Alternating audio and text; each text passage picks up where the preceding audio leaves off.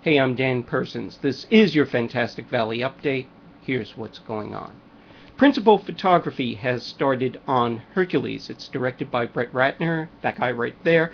It's starring Dwayne Johnson. It's based on the graphic novel Hercules, Thracian Wars, and this is a more grounded take on the character without any of the supernatural elements, so let's not spend any more time on it.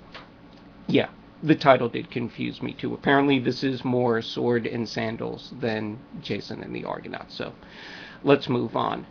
Photos from the set of Dawn of the Planet of the Apes have started coming out. These have been gathered up by Dread Central. Thank you very much for that, guys.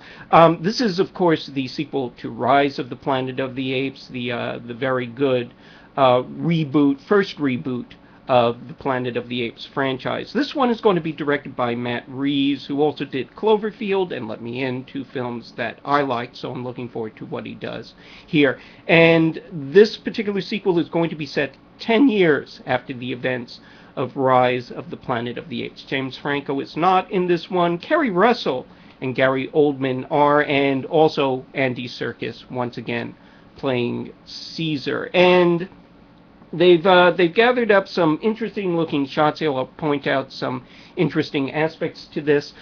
This one in particular, you see a shot that brings back the hallowed tradition of Planet of the Apes of having apes on horses, and maybe you're going, well, where's the ape on the horse? Right there. I don't know if you can see it, but that person is wearing a motion capture suit, which means that Weta is going to be taking that person and turning him or her, I'm not sure which person that is, into an ape. It isn't Andy Serkis. That's the only thing I know for sure.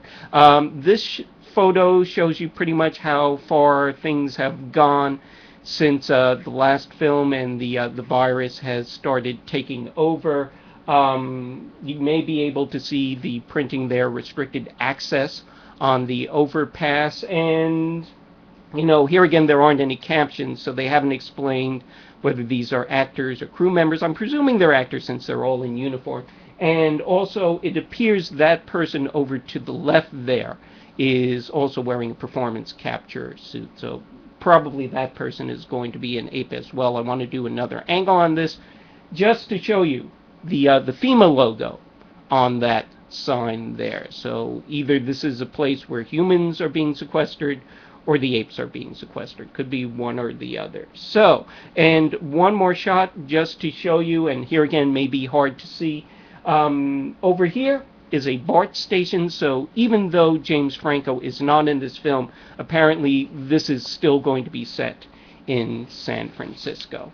And Summit has released a photograph of Theo James in his role as Tobias IV Eaton in Divergent. He's the leader of this group called the Dauntless. It's one of 6 factions that this dystopic future society has been divided into, and he's also the guy that the heroine, played by Shailene Woodley, is going to be falling in love with. This is another one of those franchises that is being marketed pretty much strictly to teens. Summit has a lot of experience with this, having done the Twilight franchise, so they know what they're doing. We may not be happy with what they're doing, but they know what they're doing. Neil Berger is directing this, by the way. He previously did The Illusionist and Limitless, 2 films I was sort of met some Mets on. He did a more interesting film earlier on in his career called Interview with the Assassin that you may want to track down and check out. And how about The CROODS? You like The CROODS? Yeah, I like The CROODS. It wasn't a great film, but it was okay. You know who really liked the CROODS? The Chinese. Since April 20th, when the film opened in China, it has taken in $62 million there. And that's the problem. According to Deadline and the independent, local producers, Chinese producers of animated films, have been grousing because they feel that the CROODS have been cannibalizing their box office for films like, and I swear this is an actual film, Happy Little Submarine 3: Rainbow Treasure. And So because of that, the government has gone all nanny state and ordered theater managers to pull the CROODS from their theaters 2 weeks ahead of when the films were supposed to stop running in China. That was June 24th. So I don't know whether you can call this failing upwards or succeeding downwards for DreamWorks.